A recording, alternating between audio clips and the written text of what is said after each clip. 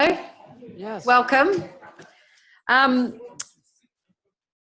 It's my pleasure today to introduce to you Dr. Jim Thomas. He is Associate Professor of Epidemiology at the University of North Carolina. He's got a wide range of interests which overlap quite well with the interests of this department, the Department of Public Health.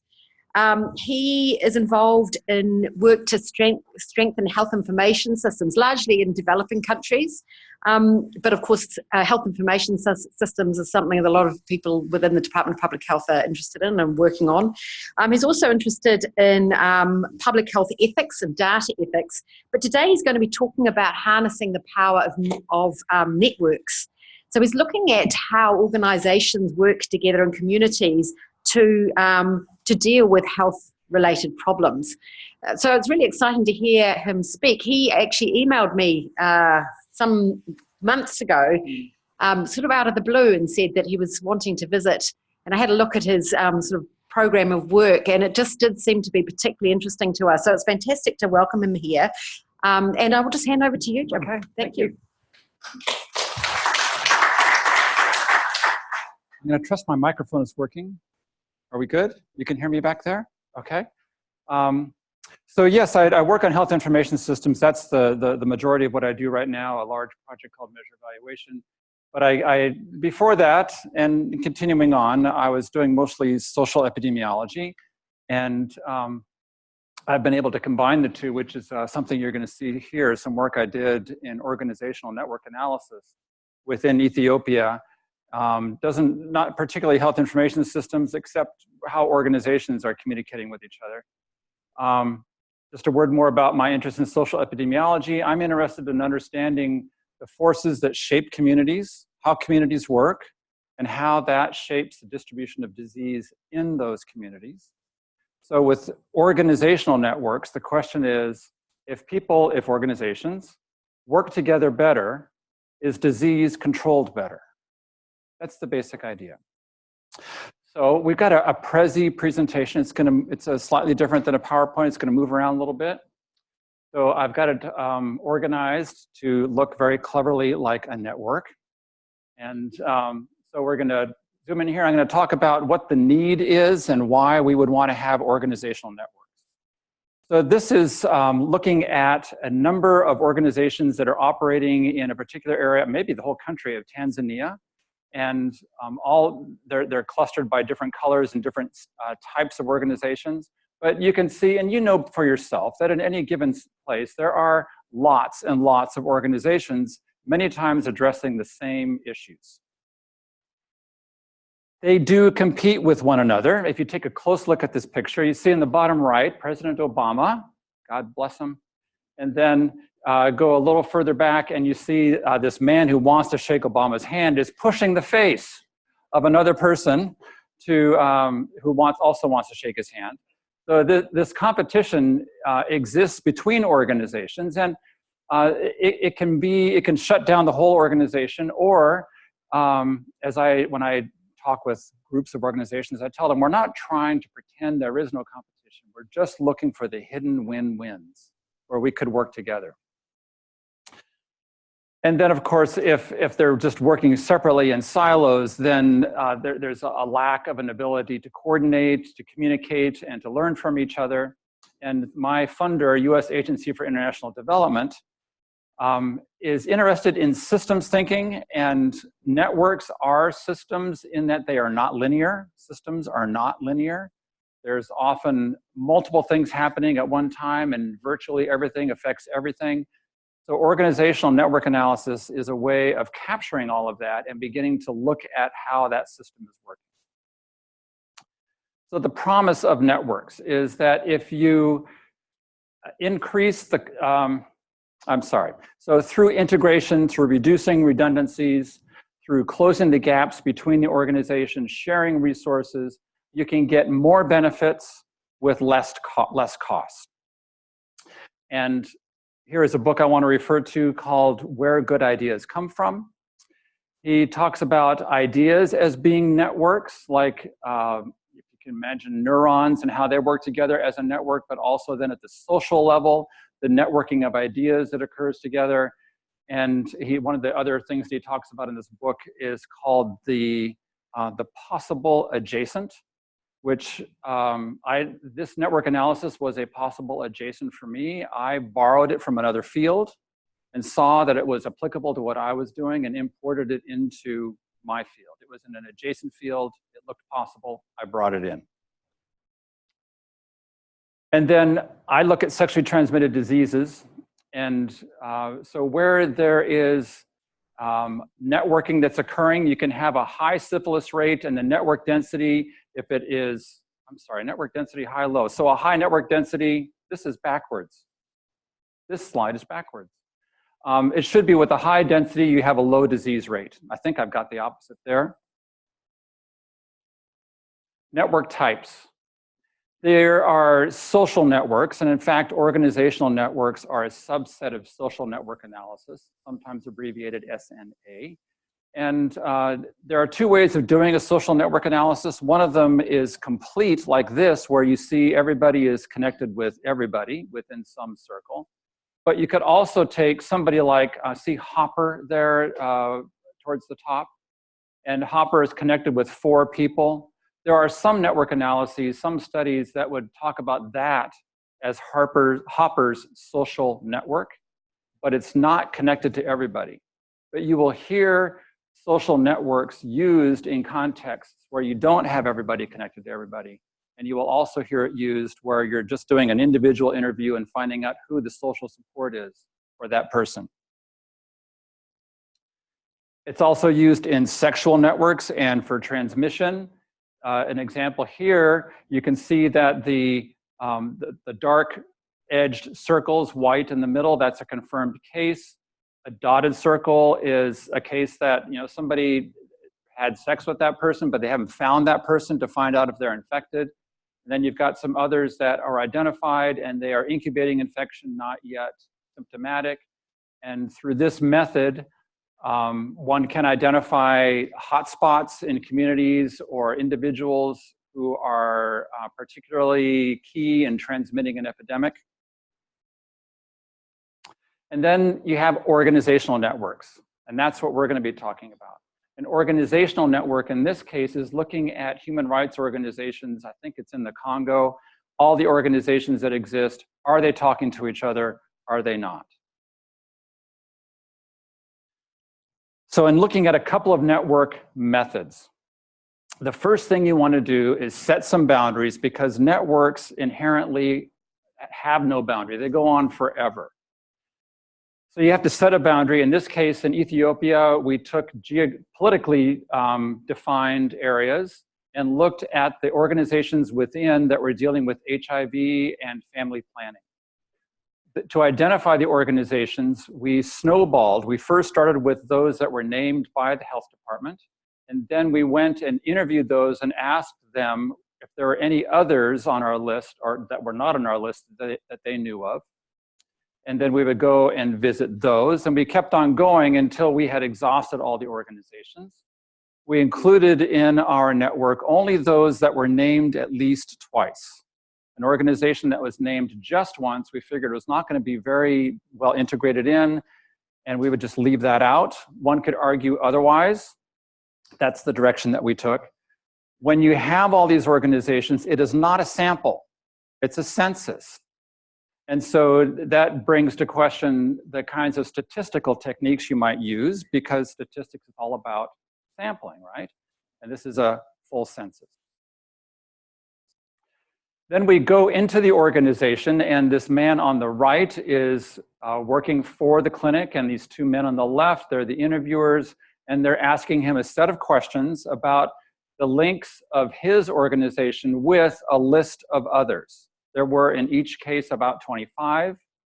And so we would go through each of the 25 and ask them, have you exchanged clients with this other organization? Have you exchanged information? Have you exchanged money? Those were the 3 key things. Other resources was kind of in the money category. And then you begin to draw a network map where you have, in this case, the number 8 is very central. And then you have these others that are a little more peripheral. The dots are called nodes or actors. The lines between them are called ties or links. Notice that this is a directional network, so that has arrows on it. Some of them, like if you look at the bottom and you see number 1, some of them are double-headed arrows. So there was a transfer of something in 2 directions between 8 and 1 in that case. In the case of 8 and 2 off to the right, it was just a one-directional exchange in that case. I'm only going to introduce one concept. You'll hear me mention centrality in passing, but I'm going to demonstrate with these figures network density, which is, you can see on the left, it's a higher density, more connections, more ties occurring than on the right.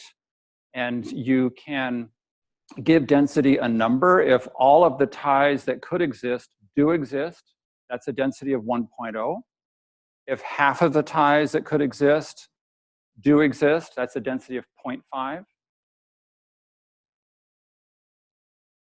And then the way that a network forms can affect resilience.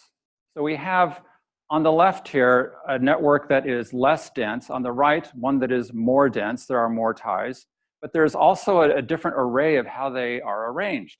So on the left it's like a bicycle wheel, on the right we'll call that a spider's web. It's like more connections from in different directions.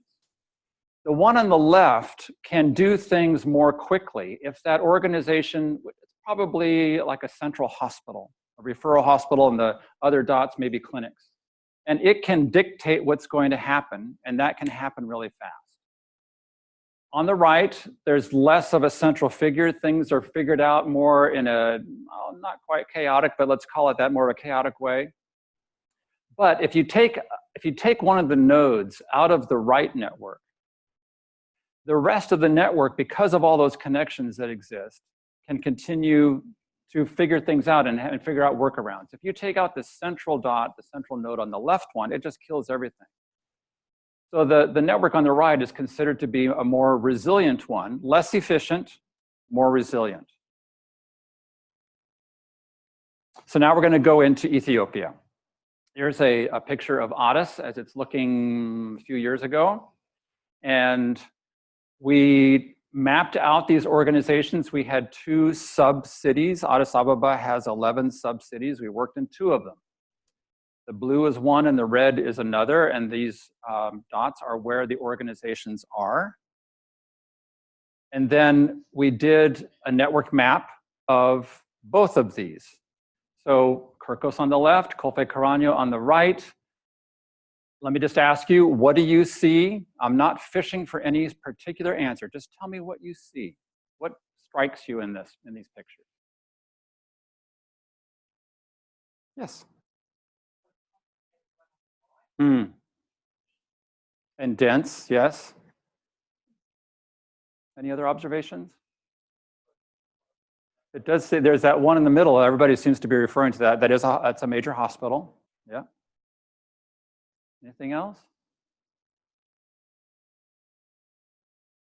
I see you mouthing things up there, but I can't hear you. Do you want to share anything? On the left, on the top, what do you see? On the top left, like at 11 o'clock? Yeah, so we call that a clique. Those are all tightly connected together, not so tightly tied to the rest of them. That is a clique of faith-based organizations. Okay. So once we find out who's connected with whom, we create this table, this grid, if you will, that names all the organizations and on the left, and then across the x-axis, the services they provide. And then on the bottom, you see that one that's in the dark box there. That's the organization that is receiving this. This is to tell them in their box, those are the services they provide. And then you can look out to the other organizations and the other services that are provided elsewhere. And those dots indicate where they could refer their patients if their patients need something that they don't have. So one of the things that we found in doing, well, when we did these network analyses, there's a step where we bring everybody together and we show them the network, and we ask them, is this network what it needs to be to control disease in your community? Inevitably, they say, no, it's not. But before they even get there, they say, I had no idea that these other organizations were in the community. We hear that all the time. And when we ask them, so how could we help you to connect with them? They say, well, just tell us where they are. So we basically give them a directory. It says, in addition to this grid, we give them a directory that says, here's the organization, here's your contact person, here's their hours, these are the services they provide, this is what they charge, etc. And just that very simple information was enough to get people going and making some new connections. We had an intervention. So we had two networks, right? The blues and the reds. And we had an intervention. We got representatives from one of those communities together, and we talked with them about what a network is and how it functions, and asked them whether it is what it needs to be. And they said they wanted to improve the density. I was told to use a simpler word because density would be too technical for them, but they ran right for density. They wanted that word, they wanted to use that. That's how they wanted to talk about what they wanted to become. And so this is their chart that they wrote, their measurable result to increase the density of referral in the network from the current 11.5% to 17.25% in Kirkos subsidy by mid-September 2012. This is their wording, not mine. So here's what it looks like. You've got the one network on the top in April of 2011, and then the second one right below it. Then we have network development occurring in one of them, but not the other. And then we do a follow-up network analysis to see, did it make any difference? So here is the network where we did the intervention. On the left is before, coming later is after. We did the map, the network map, so that we froze all of the nodes in one place. Network maps like to rearrange and draw themselves in different ways when you have new connections, but we froze them so that we could better see the changes. So tell me what you see here when you compare these two.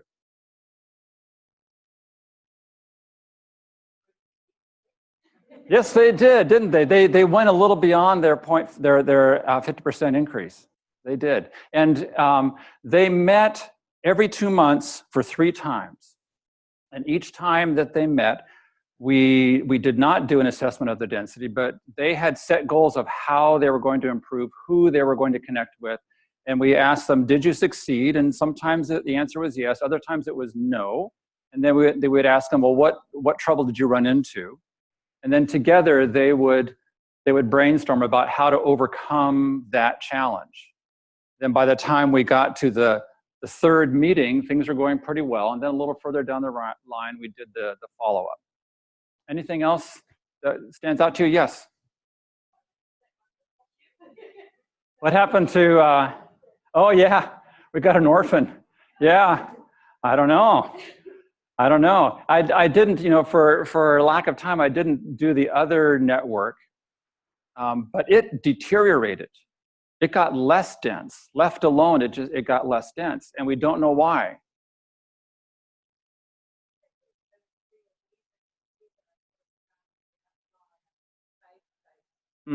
Yeah, they're more connected, aren't they?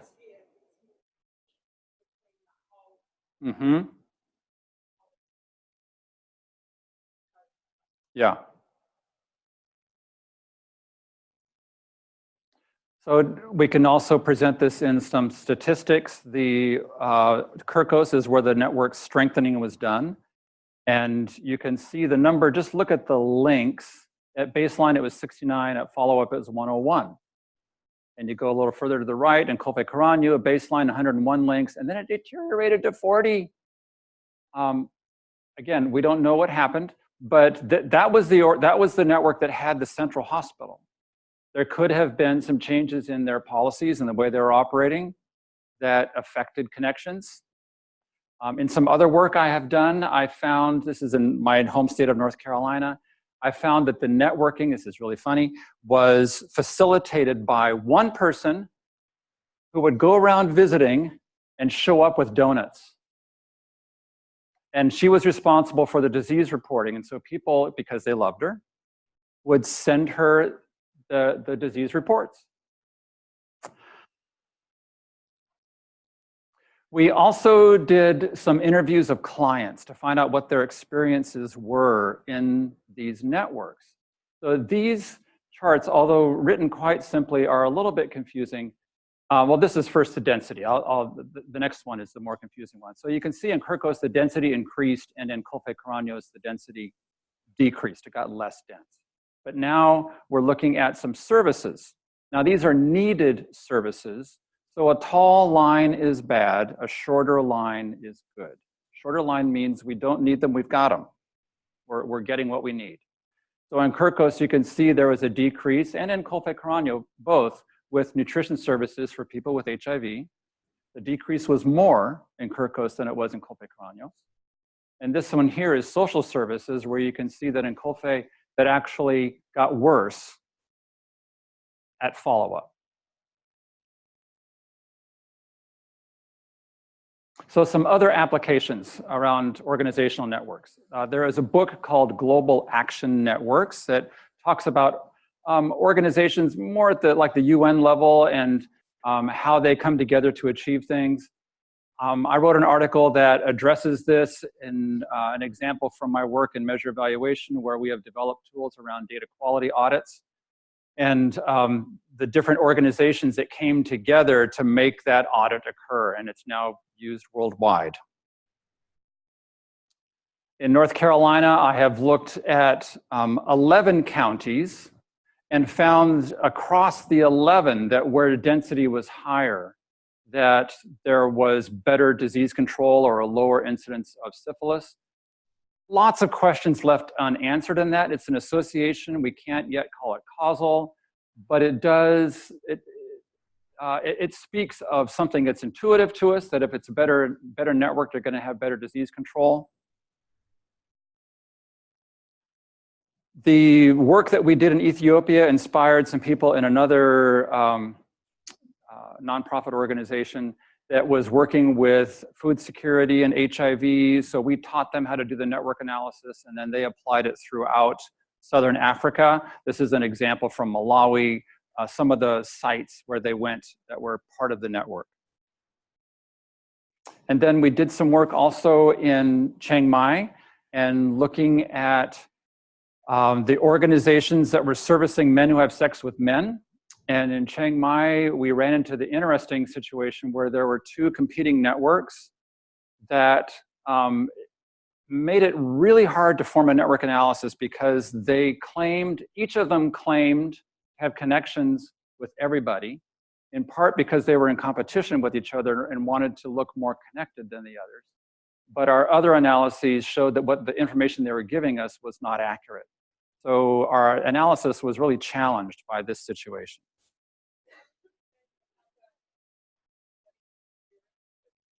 Well, so we begin with the local health department in the area for the first list, and then they also connected us with other, I guess we could call them informants, people who are very well informed in the community.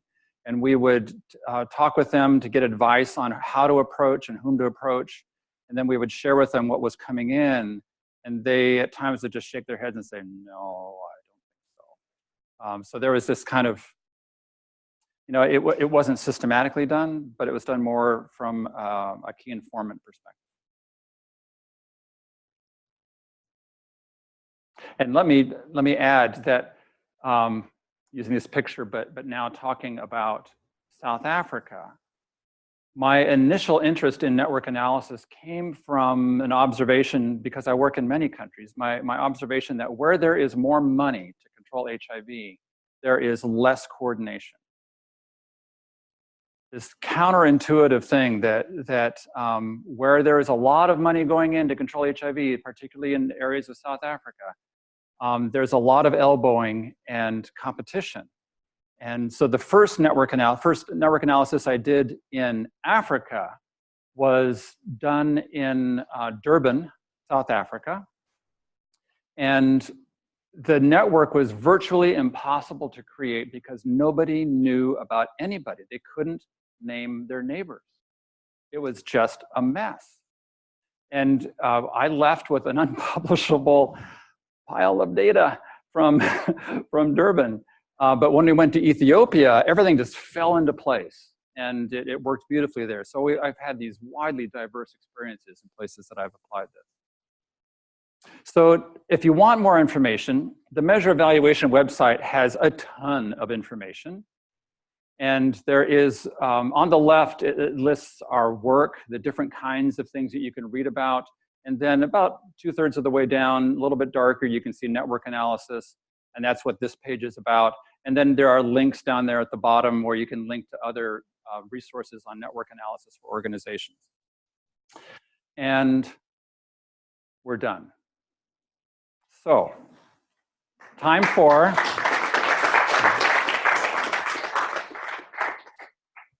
questions. Thank you so much, Jim. That was absolutely fascinating. And I do love those presentations. And of course, it works particularly well when you're talking about networks because it's just pretty, isn't it? It just works. It just works. It just so works. Let me open the floor up to questions. Kitty. I have, yes. I love it when I hear that. I want to know whether you're working with government-funded organisations or aid-funded organisations. How do you think this would work with the voluntary sector? This includes the voluntary sector. Okay, and private, NGOs. And NGOs. Okay. The only group that what I showed you in Ethiopia, the only group that it does not include is indigenous healers. Right. So you've worked with tribal organisations, tribally mandated organisations. So in Ethiopia, we did not have tribal organizations in Addis. Yeah. I'm thinking of other places that I have worked. In Malawi, we had some tribal organizations that we connected with. Yeah. Okay. What about underground networks? For example, activist networks who are working in an area like this but aren't publicly visible. So there is a woman who does a network analysis that is more of a focus group. It's fascinating, the work that she does, where she will get people together and we would go place to place and gather information. And then after we were done, we would pull everybody together. She would start by pulling everybody together. And then in the room, they would have a table and they would build their maps on the table. And they would have, let's call them poker chips that they would stack to represent power. And for particular things, because power changes depending on the question you're talking about. And they would then debate and come to some agreement about what the network looks like for that particular issue. And I think that would be really good for the kind of thing you're talking about. Kia ora. I work for an NGO and I'm finding it really difficult to convince my the team leaders and the heads that networks are important. What I'm told repeatedly is that if you haven't got enough time, then cut out all your cut out any network meetings and just focus on the core. But I find that networks are the core of my work. So I can use your work to Yes, run with it. Yeah. Would you like to comment on that situation? Yeah, I have run into that attitude. And to be honest, networking is not cost-free. I did have that slide early on that says that it's more efficient. You're able to get more out of the resources already deployed rather than deploying more resources. with a network approach. But it's not free. It does take time to network. My presence here is an act of networking. I made a cold call to University of Otago. I responded, she connected me, she started networking, connected me to other people. We had some really interesting talks yesterday about data ethics. And so who knows if anything will come of my visit here. It might be just like this conversation and then it's over. Or it could snowball into something more. That's just the nature of networking, right? You just don't know. But I'm with you that there are surprises to be found within networks. And the really difficult tasks, I think, cannot be done without networks. But how to convince somebody of that, you know, maybe the science, maybe this article will help. Another question. Yes. Michael. I'm afraid you're going to fall on these steps.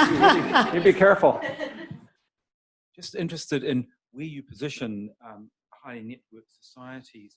Is that more on the determinant side, or the area you're talking about is mainly about more effective delivery of services and programs? So it'd be more in the health services, public health services sector. Yeah. And there are obvious parallels with social capital and more networked societies at an individual or household level appear to be protected against a whole lot of external threats. So where do you position the wider views on the value of networking or highly networked societies and systems? Is it both the determinant or more on the system delivery side? So a determinant of what, for example? A health determinant. A health determinant. I have not done that. It would be interesting to, but it would, I don't know. So I mentioned that I borrowed this from another field. It was mental health. But it was organizational network analysis. And they did not find what I found. They were a little frustrated in that their densities were not being correlated with better provision of healthcare. Now that was North Carolina, and it may have been a very limited thing. But I think it would be very interesting at an individual level to look at mental health and networks. And there was a study, for example, there was a heat wave in Chicago. And there was a book written about it, and they're looking at different neighborhoods. And the neighborhood that was most affected was a neighborhood of older people who were housebound and not networked. Their case fatality was much higher. In the other areas, people were connecting with each other. They were saying, come into my grocery store. We've got cooler air in here, helping each other out. But the lack of networking. So now we're talking about what? Heat exhaustion. The lack of networking in that case was something that led to a health outcome. I finally got there. Thank you. Just in the interests of networking, Jim, that gentleman who asked the question, if you haven't met him yet, is Michael Baker. He's the head of the public health summer school that we were talking about yesterday. Okay. So if you wanted to network with him later. All right. Well done. Thank you. I'm going to, yes, please. I was going to fill in with the little anecdote, but please.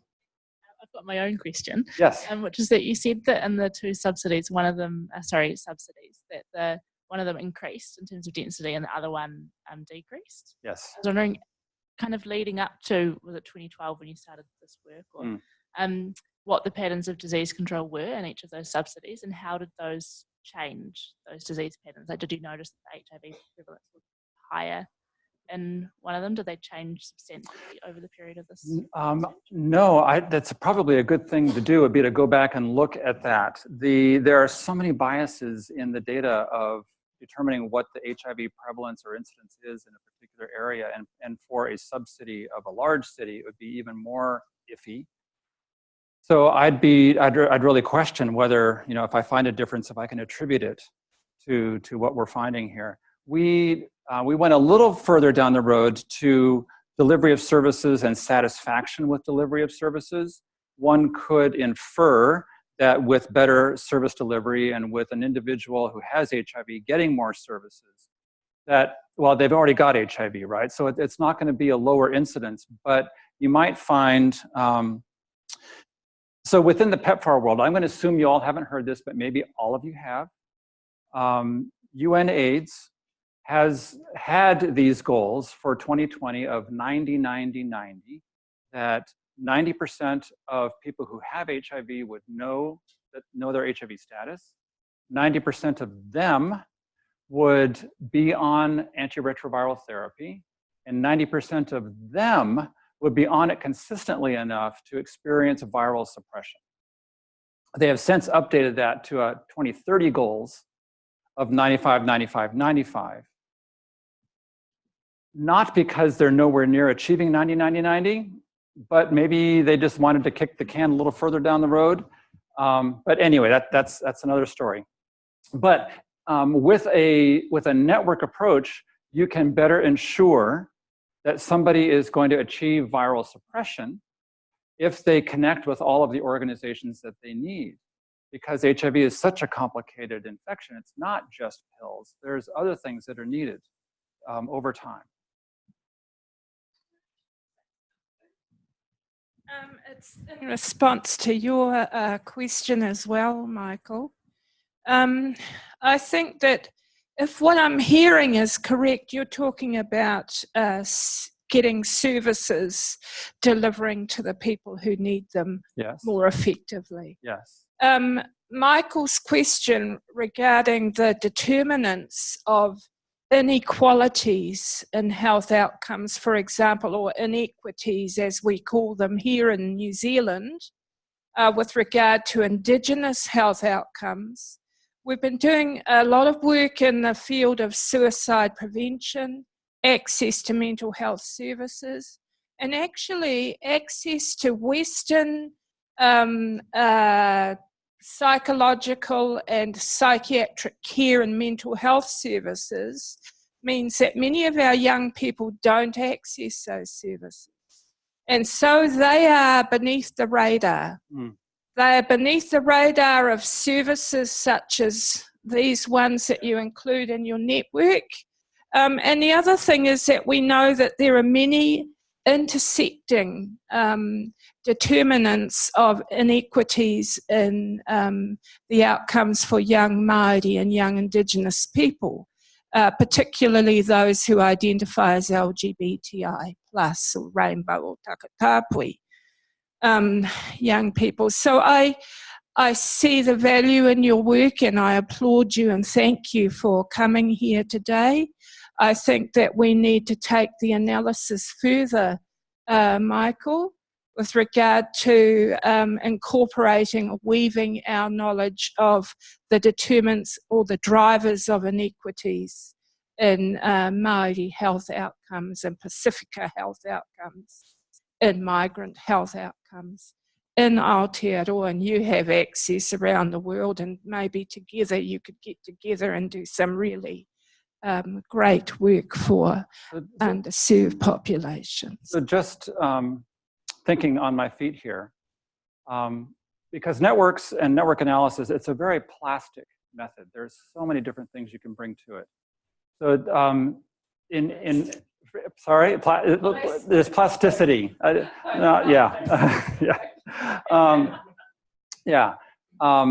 So where I come from, the reason that I got into public health ethics, which was also mentioned when I was introduced, is because I was doing some work in a rural county in North Carolina where the underlying causes were racism, black-white racism. During the time that I was there in 1993, there was a march of the Ku Klux Klan. It was remarkable. I could go on and on and on about that. And so one of the things that I have thought about in network analysis is looking at connections between organizations that are headed by African Americans and those headed by whites, and how let's just call it bias, can be embedded in a network and manifested in a network.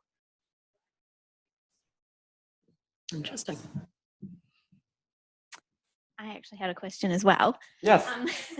Have you had any experience of combining two different networks? So, for example, my research is on LGBTIQ homelessness, and those two at the moment are just completely separate and don't talk to each other at all, really. But is there evidence of connecting them successfully? I'm not aware of that. Now, one of the initial steps that I mentioned was setting the boundaries, geographical boundaries. You've got to stop somewhere, and then topical boundaries. So you can, here's that plasticity again. You can identify your topic to suit your particular question. Every network has to be customized to a particular question. So one could customize a network analysis to that particular question. I'll also, now that I've spoken about how each network is unique, when we pull people together to ask them, is this network what it needs to be? Within anthropology, there are these terms, etic and, oh gosh, emic and etic, thank you. One being the insider's view and one being the outsider's view. So outsiders have very little they can say about a network. There's very little I can say about the network for HIV control in a sub-city of Addis Ababa. I can't say, here's what your network is, and it's flawed in these ways. I don't have that knowledge. You've got to have the insider's view of what that is. That's why we ask them, is it what it needs to be? Then they decide what the ideal is and how to move towards that. Was there another? I saw a hand moving, but I think that was maybe just scratching your chin. So you explained in Chiang Mai, I think it was, yes, the competing networks? Yeah, the degree of competition. Yeah. And I was just wondering how did you get around that? But also, what's your observations in general on competition in those situations and what it does? My powers are limited. There are things that I can find ways to address. And when I say me, it's really just facilitation. It's just, bringing people together and provoking with questions and introducing, and oftentimes just a handshake and eye contact overcomes a lot among people who have never met before. But within that situation, that just seemed to, it was intractable. We were warned of it in advance, that you're gonna find these two, it's like these two groups that just don't talk to each other. They are, and it was competition for money. There was a lot of money put into control of HIV in men who have sex with men in Chiang Mai. And so they were both running to the trough and trying to elbow the other one out. I don't have the wisdom to know how to overcome that. I'd have to sort of camp there for some time and get to know a lot of people before I could know which step to take. Very contextual. So, time for my anecdote? No. So you would say that competition worked against positive networking? That competition overcame the good. So here is my little anecdote, because I mentioned that I did 11 counties. Well, it was yet another study. When I came up with the idea of looking at organizational networks, I had done another study where I visited a number of counties throughout the US that had rates. We did a regression of, this was during the 90s, and a syphilis epidemic and a cocaine epidemic that were coinciding. We did a regression on factors of the communities that would predict their rate. And we found a very tight regression line with about a dozen dots floating above the line and a dozen dots floating below. We selected 6 from each side and visited them for hypothesis generation to find out what is it about this community that allows it to have a lower rate than predicted? What is it about this community that has a higher rate than predicted? In the community, and one of the things that we found in both of them was networks and networking in positive and negative ways. In the communities where the rates were lower than what we predicted, we had these individuals. It was often an individual, because we're visiting small communities. An individual that made a difference. There's the donut lady, I mentioned her. On the other side of the regression line, there was a corrupt mayor and a corrupt policeman who forced all network connections to come through them. They cut off all other connections. And those communities were not functioning as they could have. So even though we say, and it's true, that to get complicated things done, you have to network, it's also true that a single individual can make that difference. You're going to make that difference in your network, aren't you? Well, thank you very much, Jim. I think that's a good point at which to stop. Okay, yeah. Inspirational. I love it when I come to a presentation which just makes perfect sense to me.